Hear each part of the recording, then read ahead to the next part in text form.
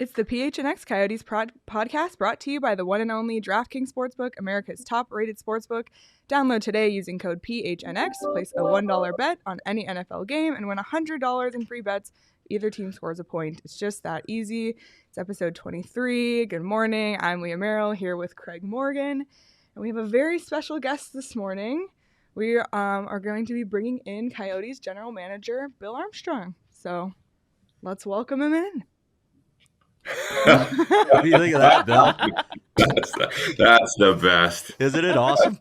Yeah, that's going to be everywhere on social media. You guys left that part out when I said good morning off the air. We got to get that T-shirt made, I think. Oh, God, that's great. You ever see that cartoon, Bob the Builder? Yes, I've seen it many times with my kids when they were younger. So, yeah. Can he fix it? Yes, he can. Yeah.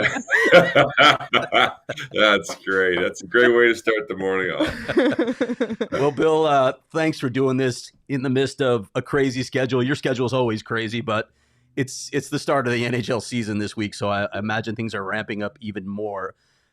Just first, let me start with that, actually. Let me ask you how excited you are to just finally get this thing going after all the work you did this offseason. Yeah, it is exciting because we have a totally new team for the most part, and just getting everybody settled. The one thing that was we had all these players coming in, and now we have 23 little kids added to the wives' room. So there's a lot of things that go beyond the beyond the scope of just the NHL team you see on the ice. So, but it's a really good feel around here. People are excited about the season. We've rebuilt the entire organization from behind the scenes, and also up front. On the ice, we've changed a lot, even with our coach. So it's an exciting time for us, and looking forward to getting going here. Did Doug Armstrong prepare you for the daycare aspect of your job? Doug is a great manager, and he did. He's always given me great advice, in the good times and in the bad times. But there's a little. I think you scream out a couple times around here. When do I get to do hockey during the day? Because there's so many Zoom meetings and everything, and so it's there's some perks of the job, but there's some negative too. All right, let's get down to business because I know you're on a tight schedule. What were your main takeaways from that 5-1 preseason, and do those results mean anything for the regular season, Bill? It does mean something. It means, if you watched our team play, I don't think we're overly talented. I don't think we're winning games 8-1. But one of our talents that we have is that we're very competitive. We're competitive on every puck, every shift, every minute of that game. We are competitive, and our team plays with some life. They get some fire. There's a hungry hockey club on that ice. So that's what we take away. Those are the positives, and it was exciting to watch in preseason. This organization is embarking on a rebuild. So how will you measure success this season? It's a great question. For us, it's if we just take it game by game and we really worry about the process. And we've rebuilt the Coyotes from behind the scenes. So from our nutrition, to our sports science, to our weight room, just making sure all our avenues are perfect. Every process and every department in the Coyotes is working to perfect their process. And if we just concentrate on that and keep trying to get better every single day, good things will happen. And for us, our message for the players is to be competitive, show up every day trying to get better and compete. Bill, as you just mentioned, this is a hungry team. There are a lot of guys on this roster with plenty to prove for different reasons. You've got the veterans on the one-year deals that are looking to prolong their careers. You've got that middle core trying to grab a larger role. You've got guys trying to grab roster spots. I don't mean to put you on the spot but with what this organization hopes to accomplish in the 2022 draft and maybe even in the next one, what if this team overachieves? How do you handle all that? Well, it's a great question. I think you have to look at it a couple different ways. You never know. When you assemble a team, sometimes there's extra synergy and there's extra hunger and you overachieve just in a normal year. I think we're backed up in the sense that, we have 8 picks in the first, 2 rounds. So the picks aren't going anywhere. They're there. We have to, as management, and we have to provide, as an organization, we have to provide a place where our players can compete and have that free will to succeed and have success. And we're never going to hold them back from that. So I think we're in a good spot right now. Games are going to be a grind for us, and I like what I saw early with our competitiveness and how we played. So there were a lot of players on waivers on Sunday. Did anyone intrigue you, or are you still feeling content with the current roster?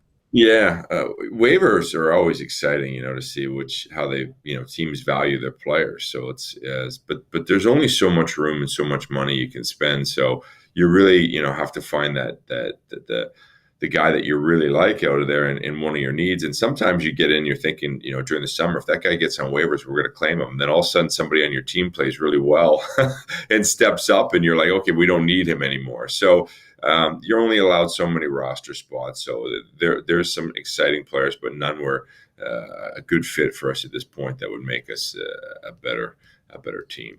Just following up on that question, Bill, how are you feeling about your goaltending situation now after what you saw in the preseason from Hutton, Vejmelka, and even Koshinash?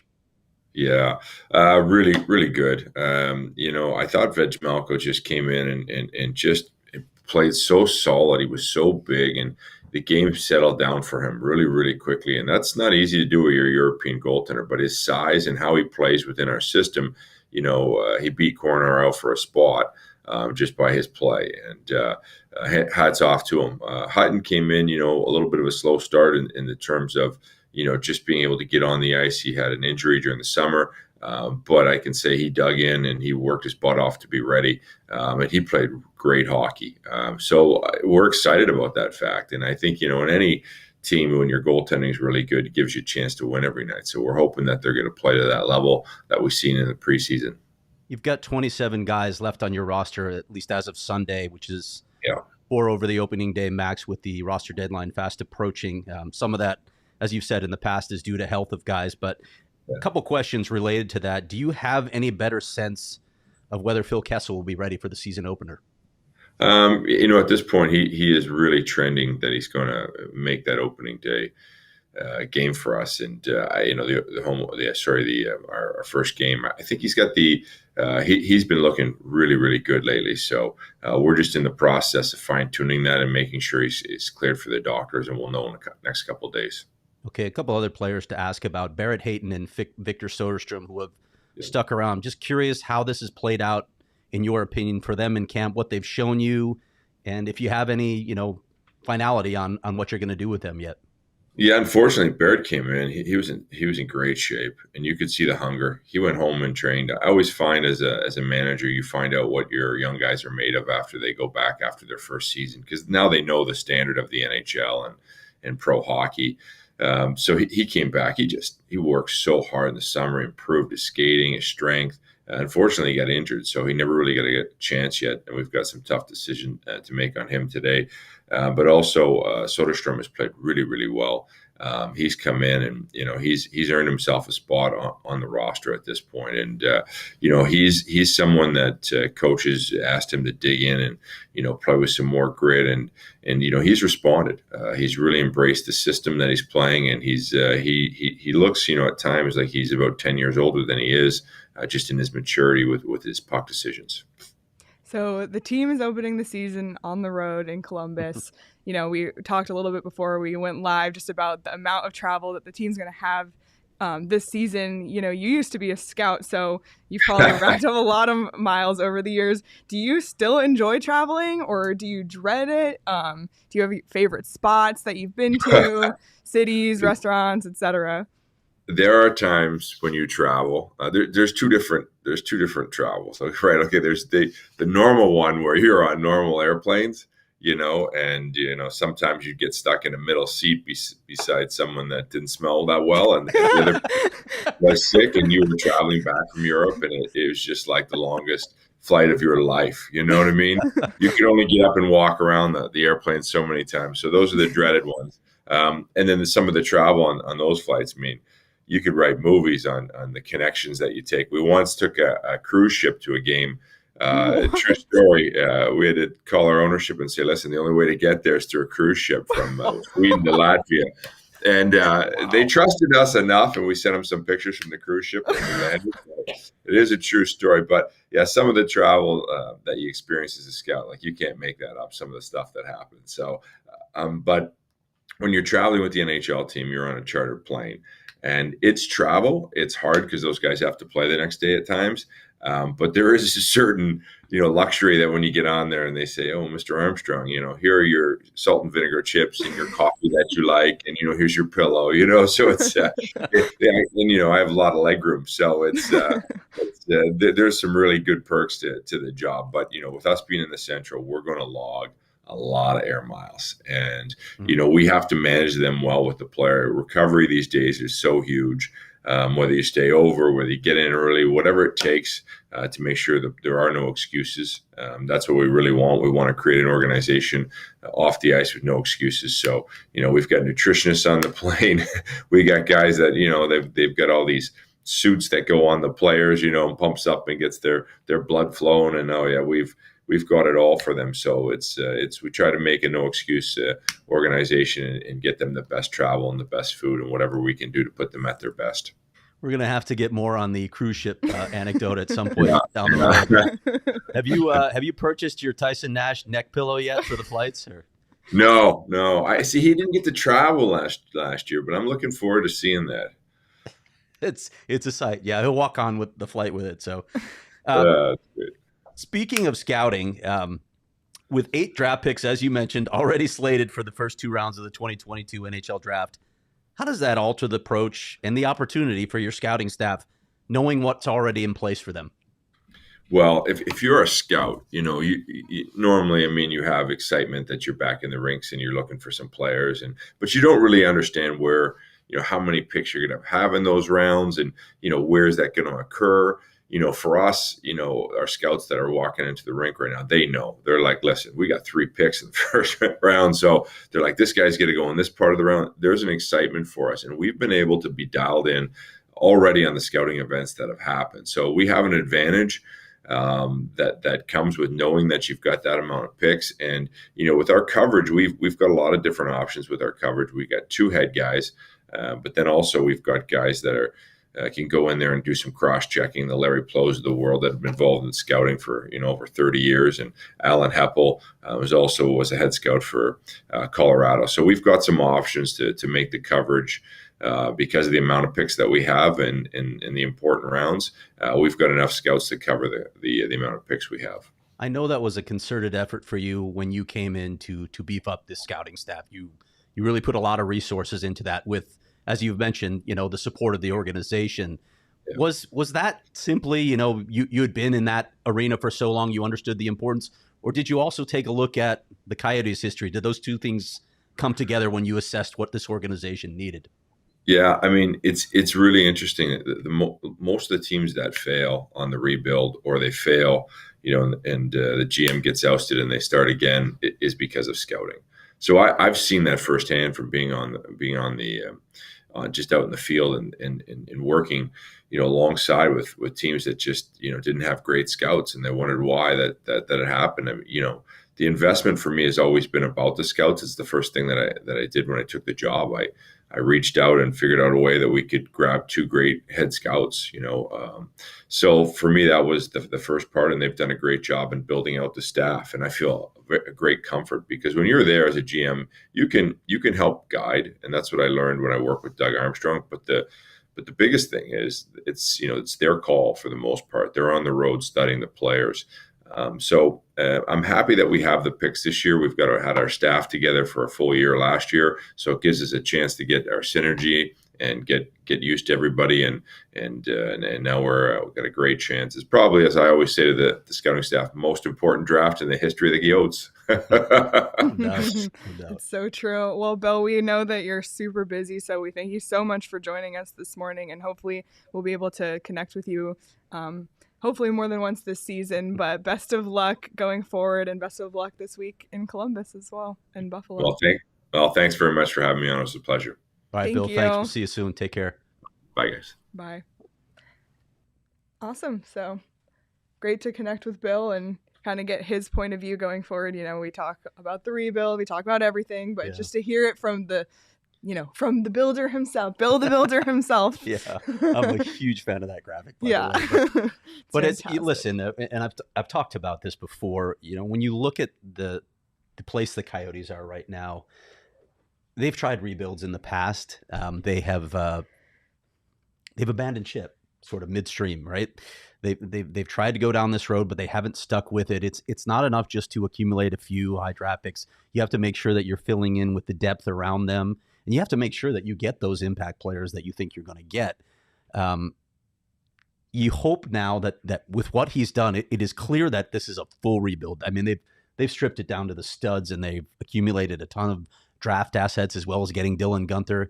You hope that they stay the course now. And listen, I know this group is not beholden to any of the work of past groups, but Coyotes fans have seen this before where they haven't stuck with the plan. So hopefully they have the wherewithal to stick with this plan for however long it takes to build this into a consistent winner, because it's not a short-term project. There's a lot of work and a lot of time that goes into it. Yeah, and you can see that happening with other teams in the Valley are having a lot of success. The Cardinals, the Suns, the Mercury. And, the Cardinals are now 5-0 on the season, so it's another week in the NFL, and that means it's another shot to win big at DraftKings. We always talk about it. But, I'm excited this week. The NHL starts tomorrow. So the Coyotes start Thursday, but the NHL regular season kicks off tomorrow, and I am really excited to start betting on hockey. Obviously, I've never done it before because sports betting was just introduced in Arizona. But there's a can't-miss offer on DraftKings Sportsbook right now. New customers can, if you sign up using the code PHNX and bet just $1 on any NFL game, you'll win $100 in free bets if either team scores a point. So great offer. And then you can use those free bets if you're just getting into betting on hockey like me. You don't have to use your own money. You can use the free bets that DraftKings gives you, which is a great way to get into it. And we'll be talking more about betting on hockey going forward as the season kicks off here. So that's the code PHNX when you sign up for the DraftKings Sportsbook app.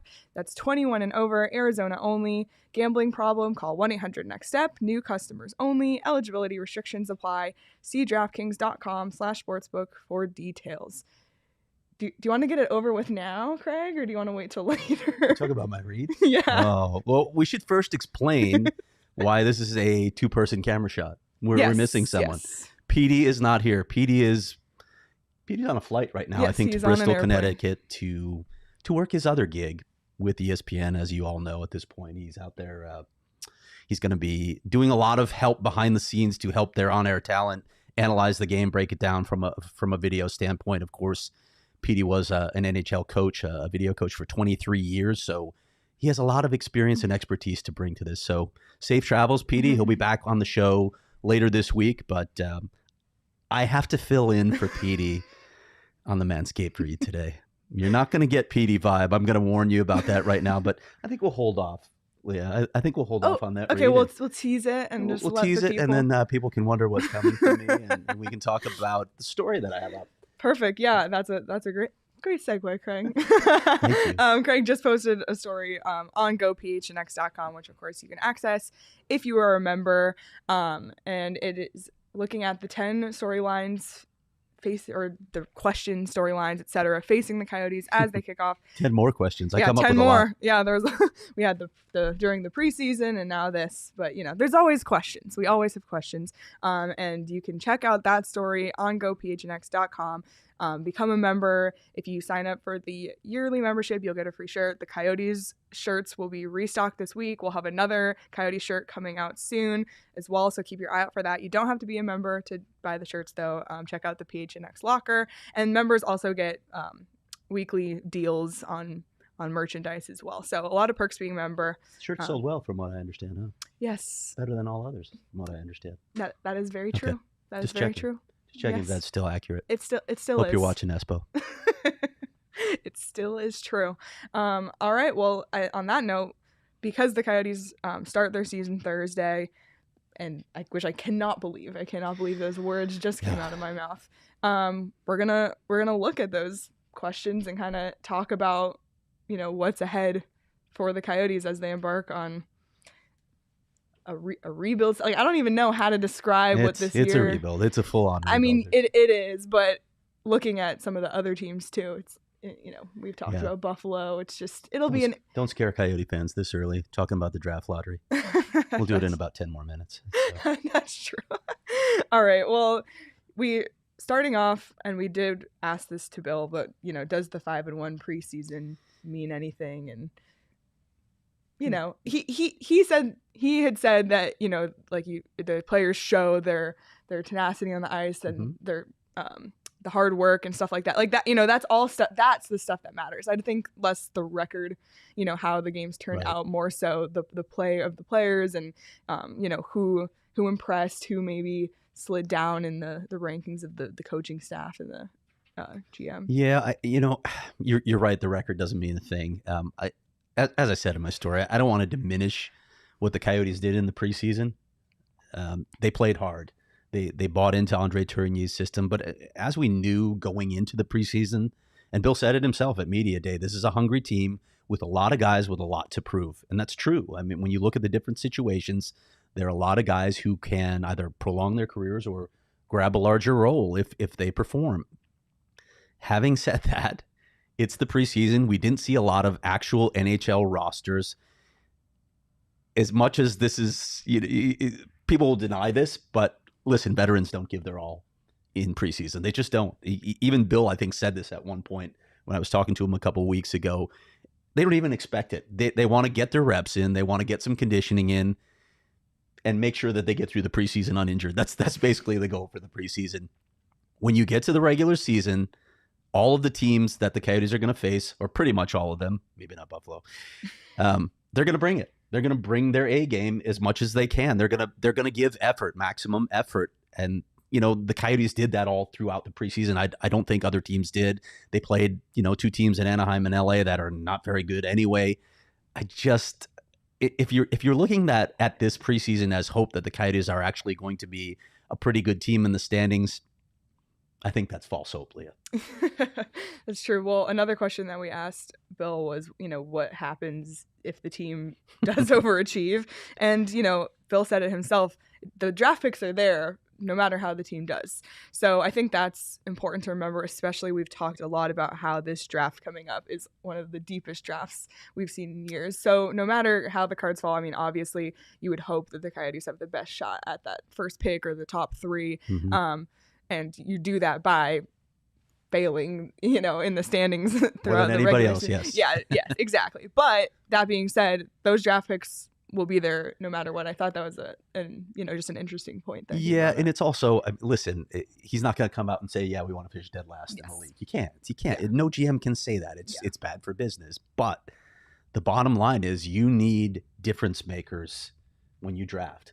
You don't know, once you get past those first couple picks in any draft, in all honesty, the odds, they drop significantly that you're going to add someone of that caliber. Now, obviously it happens.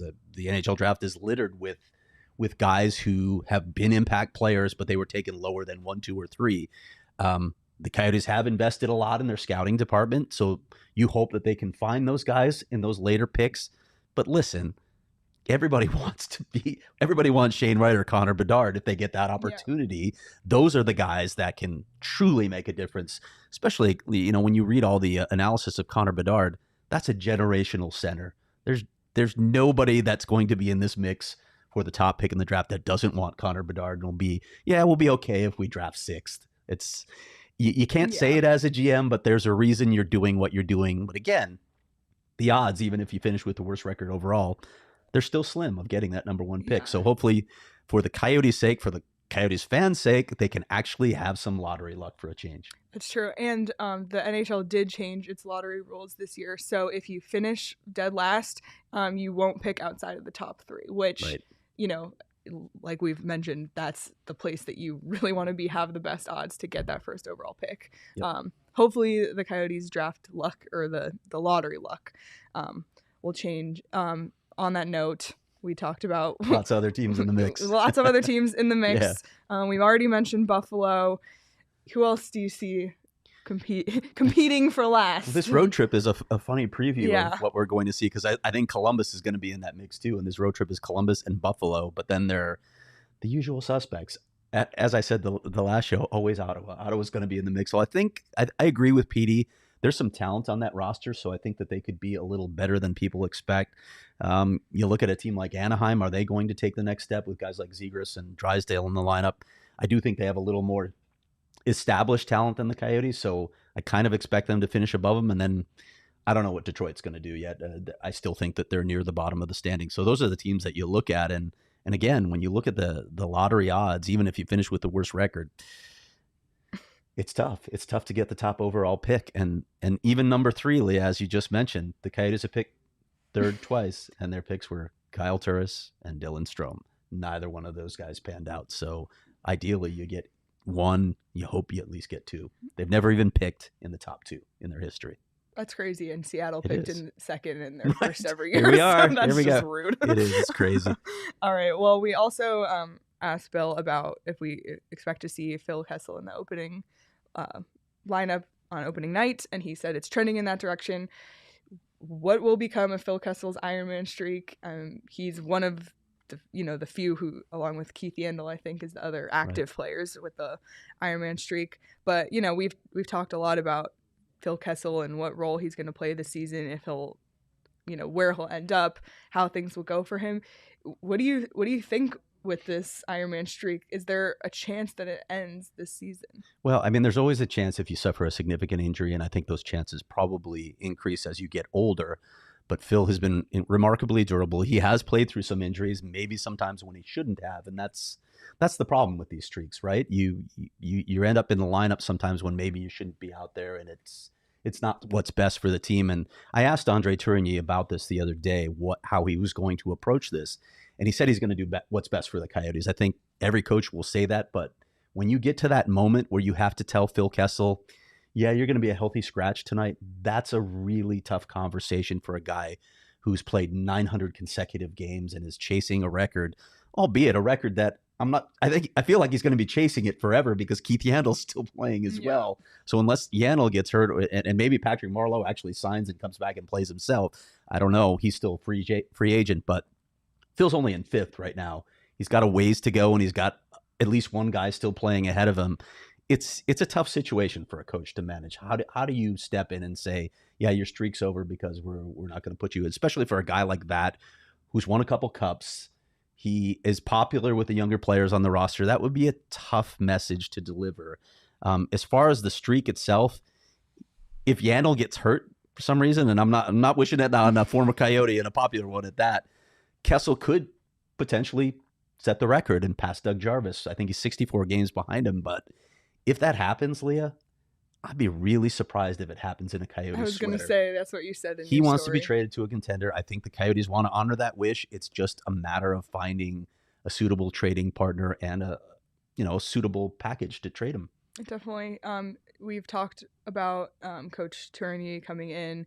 You just mentioned his coaching style and the new systems in place. And we also, when there's new coaches, we talk about this idea of culture and creating culture. It's become a cliche. And it is funny because, Bill was saying they're rebuilding everywhere, and like not just on the ice, but in their systems outside of being on the ice as well. Culture. Is that narrative overblown?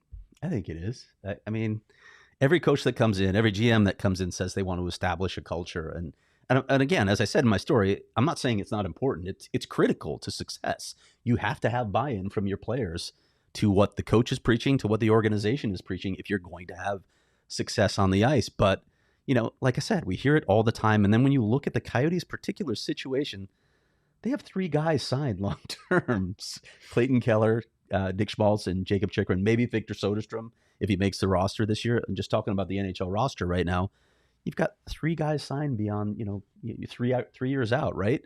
So if you're trying to establish a culture with the current guys, who are we talking about? Are any of these guys going to be there? How many of these guys are actually going to be a part of the team and a part of that culture in just a couple of seasons? I'm pretty sure Jacob Chikrin's going to be around. He's a guy that they're building around, but Clayton Keller and Nick Schmaltz still need to prove that they're going to be part of the long-term future. So when I think about establishing culture, I think it's more important for Andre than it is for the players, establishing it with the players, because he's got to show what he can do at the NHL level. He's a first-time NHL head coach, and the track record for NHL coaches is not good. As I mentioned in the story, 15 of the 32 head coaches in the NHL have been on the job less than 2 years.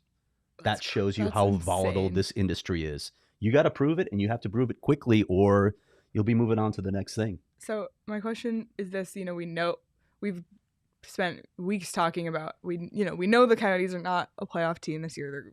They're in fact they're battling for the bottom spot. So knowing that, how do you think the team will judge Coach Tournier? Because you can't say, oh no, like the Coyotes had a horrible losing season, do we fire the coach? Like he was hired with that expectation that the team is not gonna see immense success for maybe a few years down the line. So how do you kind of balance that with? Do you know what I'm saying? Yeah, it's tough. It's a really good question because it's tough to evaluate when you can't evaluate on wins and losses. You have to evaluate on, does the team compete on a nightly basis? Do they stick with it to the end of the season, even though they're out of the playoff race clearly, if that's the case, or even near the bottom of the NHL standings? Do they keep fighting and competing every night? That's one thing that you want to see. Do you see progress in some of the younger players? They're coming along under the coach? That's another thing that you look for. Are they picking up the systems? And do those systems, seem relatively effective, even though, as we talked about, the roster's challenge? Those are some of the things that you look for when you're judging a coach. But again, by and large, coaches are judged on wins and losses, and Andre Tournier is not in a really good situation there. The deck is stacked against him, so it's a tough evaluation process for Bill Armstrong. Before we move on to more questions, I just see some questions in the chat. Timothy's asking about Phil Kessel. Do you see him being traded at the deadline or as soon as possible? Do you have any insight to that, or do you think it'll just be a matter of how he performs in these next how he weeks? performs and what sort of offers? You got to look around the league and see what's happening around the league. Does somebody have an injury where they suddenly need a goal scorer and they pick him up?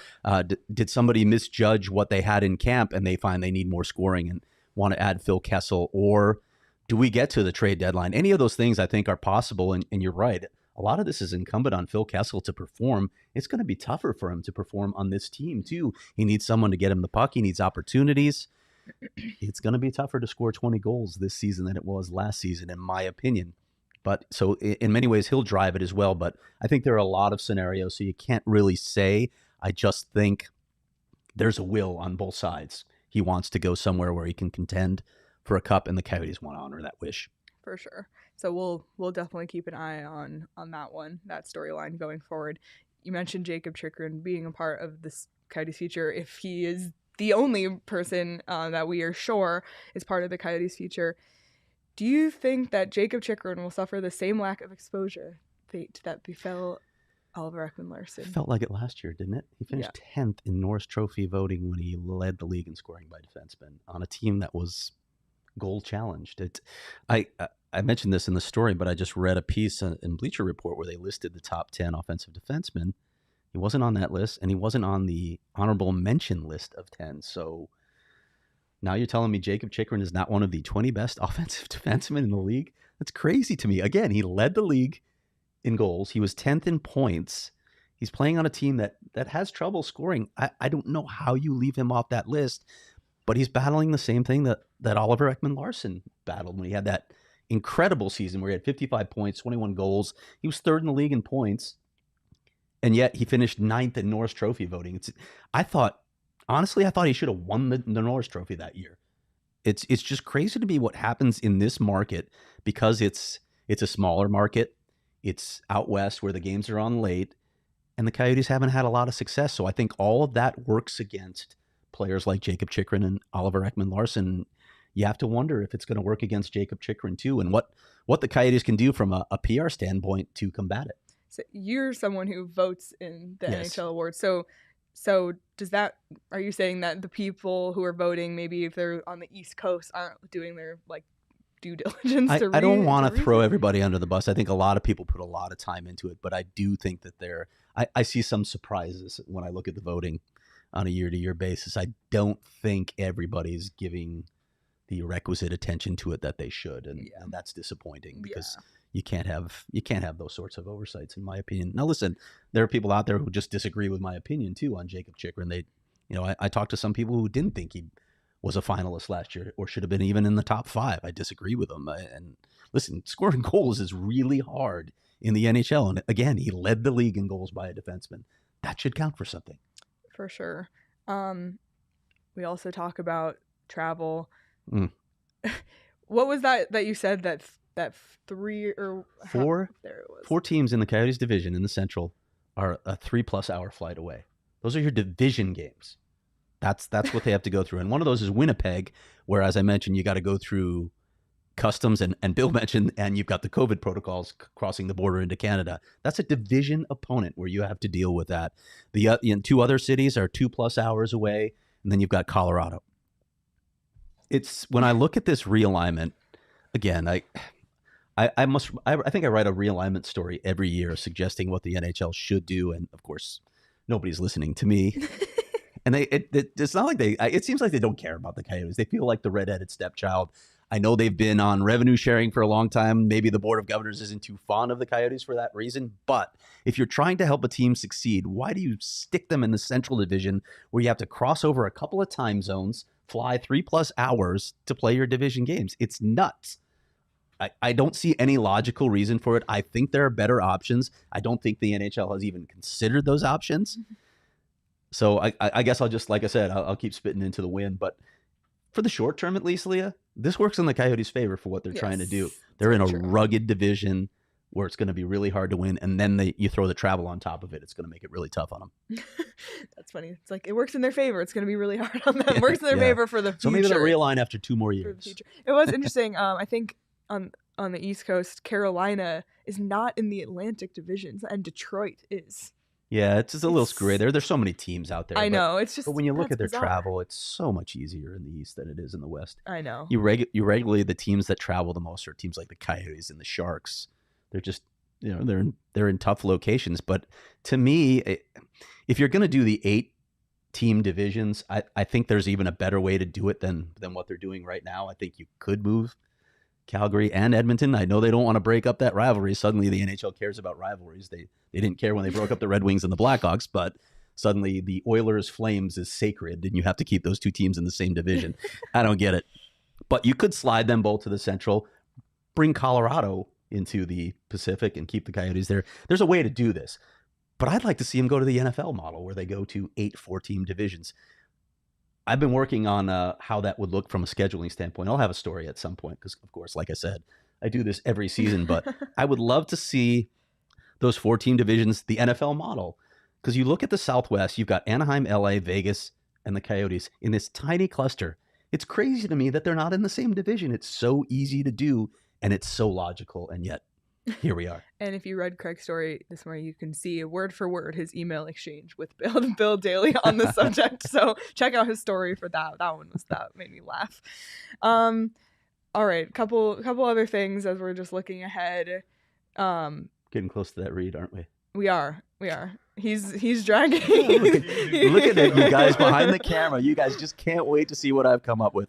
I can't wait either. Oh, I'm gonna disappoint you all. We'll get there in a couple minutes. Let's just do one more question. How about that? Sure. How long will this rebuild take, Craig? My friend texted me this morning saying, as a fan, I've just been asked to accept this, but it's hard to be a fan of a team that sucks. We talk about it from an organizational perspective. Like, yes, you have to get the draft picks, and it takes time and develop players, et cetera, and that's great for the organization itself. But a team still has to be on the ice every night, and the fan base has to have some emotional investment. Otherwise, what's the point? So what's the timeline looking like on this? Yeah, and I don't see Coyotes fans cheering when the team loses like Buffalo fans did. I don't see them getting that dark. They still support the team a little better than Sabres fans do.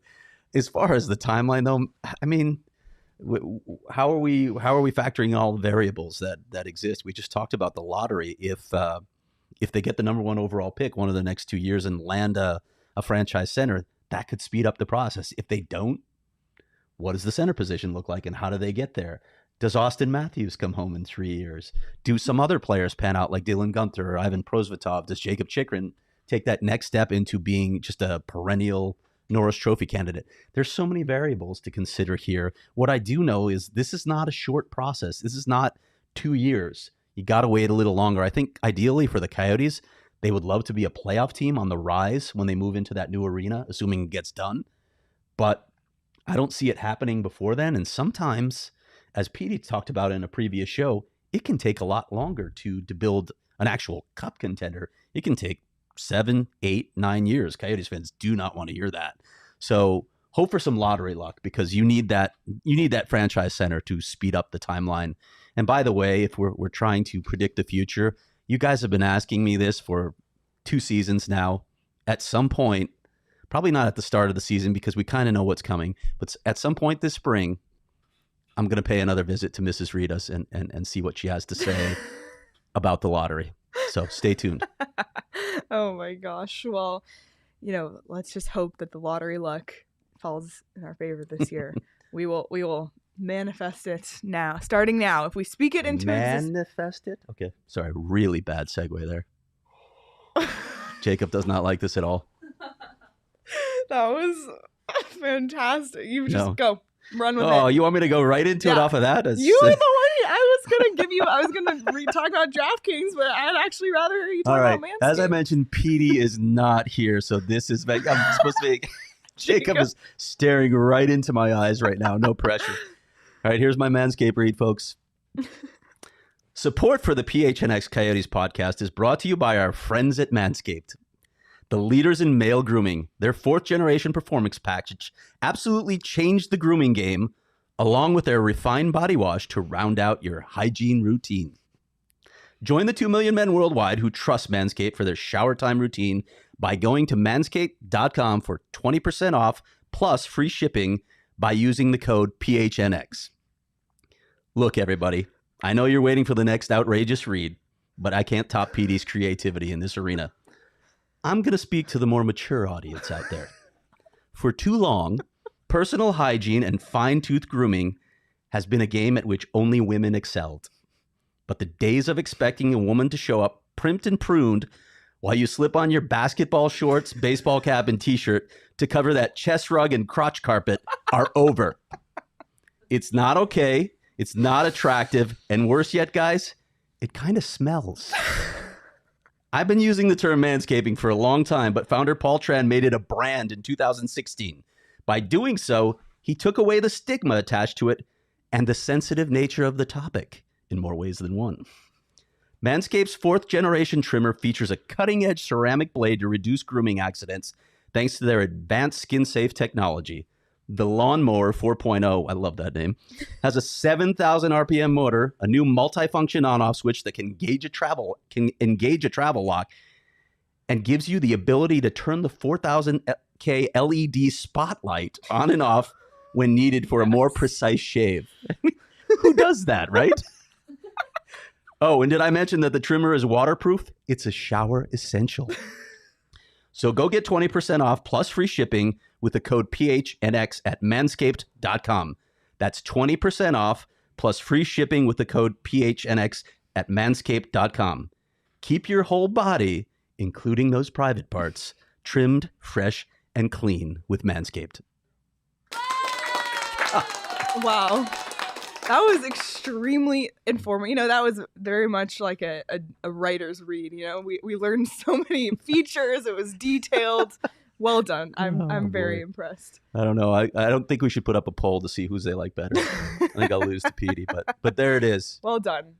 Yes. Directions you think your career will never take, turn. And I never expected to be doing that read, but there it is. You did great. I'm very impressed. Phenomenal. Right. Phenomenal. Oh man. Well, like Greg said, that code PHNX can get you 20% off at Manscaped. It can also get you a deal on DraftKings Sportsbook. Just a reminder, sign up using that code PHNX and bet just $1 on any NFL game, and you'll get $100 in free bets if either team scores a point. So you'll make sure to take advantage of that offer this week as well. All right. Let's move on to some listener questions. We have a lot of them, don't we? We have a lot in the I kind of want to I kind of want to start with the chat because I have some from Twitter, but I've been seeing them coming through. You guys are active. So let's start with this one from Matthew. Any interest by the Yotes to add lightning forward Alex Beret Boulet. Boulet? You wanted me to say that in French, didn't you? That's why you paused. Well, you also None know that I've I'm heard at this horrible point, at Matthew. names. And we just had Bill on, as you heard right now. He sounds pretty content with the roster. Again, we'll see what happens in waivers over the next couple days. NHL rosters are due very soon, so a lot of teams are going to be trying to sneak guys through the waivers to get them down to their AHL clubs or for other reasons. We'll see what happens over the next couple days if anything piques the Coyotes' interest. All right. From Timothy, what's your opinion on where Hayton should play this season and whether ketchup belongs on hot dogs? This one has been debated on our show. Hi, Tim. Before. We've talked before. I think you know the answers to both of these questions. Personally, I believe Barrett Hayton should spend the season in Tucson, play a complete, uninterrupted, non-disjointed season. He hasn't had that in 3 years. I'd like to see him get a lot of time in a lot of different situations, a lot of minutes away from the spotlight, and finally cement his status in this organization. But I don't know if that's going to happen.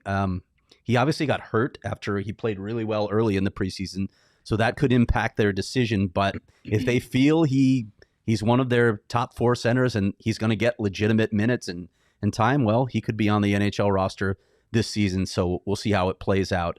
As far as ketchup on hot dogs, really? Really? You're even asking me that question this morning? Yes. It's to be honest, Tim, it's insulting. Oh my God. When the Tempe deal is done, should Doan get a statue outside of the new arena? I think there should be a bronze statue of Shane Doan shaking Gary Bettman's hand. Those two guys have done so much to keep hockey in the Valley. That is very true. I agree.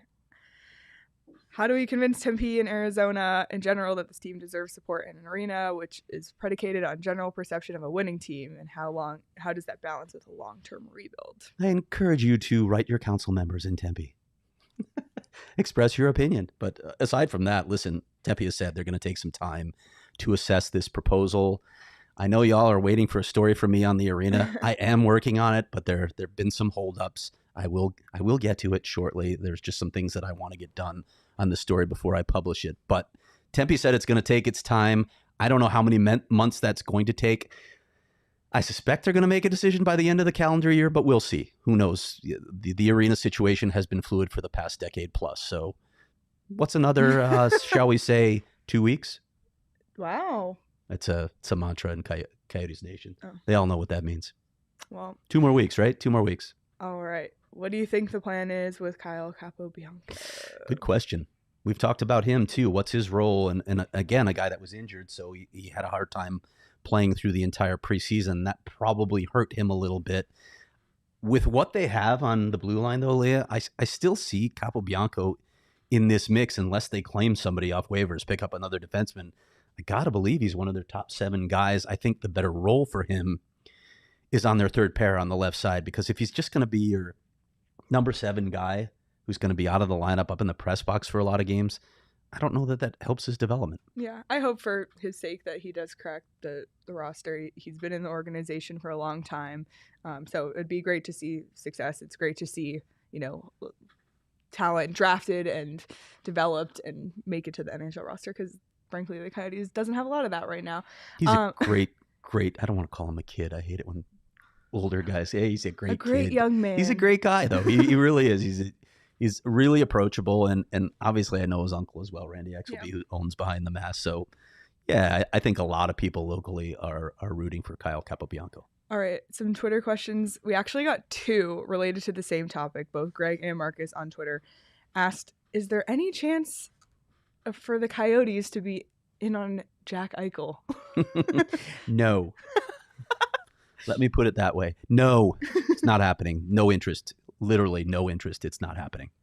All right. Well, that answers that. We should probably also mention Anson Thornton, because I know I was about to say the next question. Yeah, Larry asked the Yotes have until opening day to sign goaltender Thornton. Any chance of that happening? And the answer is... it's already on my Twitter feed. Hearing that the Coyotes are close to signing Sarnia Sting goaltender Anson Thornton to an ELC. He impressed him. He impressed him in the rookie faceoff, in rookie camp, in training camp, in the preseason. They took a long look at him. It's part of the reason that some of their other goalies didn't get as much time as you might have thought they would get in the preseason, but they wanted to be sure about this guy, a guy who their goalie coach Clay Adams first spotted. Clearly, they liked what they saw, because I'm hearing that that deal could be done as soon as today. Nice. Well, that was a timely question. A couple questions around this about, expectations are low for the season, but what can we reasonably expect for the team to accomplish point-wise, record-wise? Have you seen the projections other than 538s? People were upset with your take on 538. I know. I figured they were, because everybody wants to see him win. Are you not paying attention here? Do you not understand what they're trying to accomplish this year? If they have 88 points, where are they going to draft? And how is that going to help them for the future? Do you want to keep spinning your wheels in mediocrity or sub-mediocrity? You need impact players through the draft. 538's model, I think, was based a lot on last season. I've talked to a lot of other people who have modeled it. I'm not going to name names, but a lot of people looked at it and said, what? It's just not going to happen with the Coyotes this season. Most people have them much lower. I've seen some projections 80 plus, but most are in the 70s or even in the high 60s. If they're in the high 60s, I would think that would get the job done, but you're going to have to pay attention again to what Buffalo is doing. Definitely. That's for sure. Well, if you're not following us on Twitter at PHNX_Coyotes, make sure you do for a multitude of reasons. The first being, if we hit 5,000 followers by the end of the year, our good friend Espo will die. He tweeted this morning about it. Yes, he did. Did he now? He said if you aren't watching PHNX Coyotes, you're missing the best hockey show, period. Thank you, Espo. Just don't follow them on Twitter. I don't want to have to take that slap shot from a Coyotes player. And that is the thing. If we hit 5,000 followers by December, Espo will put on goalie pads and take a slap shot from a player of our choice. And of course we will film it for all to see. So be sure to follow us on Twitter at PHNX_Coyotes. And not only will that get you seeing Espo take a slap shot, but Craig, all of Craig's tweets are there, all of the latest Coyotes news. I mean, Craig hears it first. Yeah. And it'll be a 2-camera shot because it will also be me watching Espo take a slap shot. We'll have the reaction cam. We'll have everyone from the office. Exactly. There. It'll be a whole event. It'll be fantastic. Yeah. 5,000 followers. We need to get there by the end of the year. Yep. So we're close, and he's yelling at us Espo through is the wall. in the next room. Don't listen to him. Also, check out all of the other sports as well. PHNX_sports on Twitter, Instagram, Facebook, YouTube. Subscribe to our YouTube channel. We're so close to 1,000 followers. Once we hit 1,000, we can start doing super chats as well. So we're really excited about that. A lot of great things coming up. And this week from us, so now that the Coyote season is kicking off, we will have live post games for you every single game. So you can expect what could go wrong? Me and technology. True, because Craig will be at all the games. Yes, so we will see. Well, it's my return for having to do that Manscaped read, Jacob. So there it is. Exactly. So you can check out our Twitter and our YouTube. Every Coyotes post game, we will be live breaking it all down. So since the Coyotes season starts this Thursday, our next live show will be Thursday post game. We'll be post game on Saturday as well. You and Petey here? Yes, in studio, me and Petey. Me from somewhere at Nationwide Arena in Columbus. Yes, exactly. Yes. So expect that this week. We'll be having an audio podcast tomorrow. We'll have ASU coach Greg Powers will be back with us, so we'll have another little look at ASU for you, and then another audio podcast this week, probably looking at the rest of the NHL. We like our own NHL predictions. Yes, coming soon. So we know how you loved the last prediction show. It was so popular. We have to do it so that whoever is the closest has bragging rights at the end of the year. Okay. You've already made a note of winning a couple of polls, haven't you? I know. I think I've won both polls that we've done so far. Just saying. God, I admire you, Leah. Wow. On that note, we don't have any chirping going between us. It's all between Petey. Petey's always involved in it, but. That's true. We need to get that game going. Well, you already know I like ketchup on hot dogs, so that's our first bit of beef. That's a problem. That's a problem. Oh, man. Okay, well, check out everything on Twitter. Go PHNX.com. Join the family. It's a great place. It's a great place to be in. Get that shirt this week. I'm going to order mine. Suns, Diamondbacks, Coyotes. U of A, ASU, Cardinals. Cardinals right now. Wow. Yep. Yes, they're having a lot of fun on their shows because Yeah, it's a football town right now. It's a football town. Man.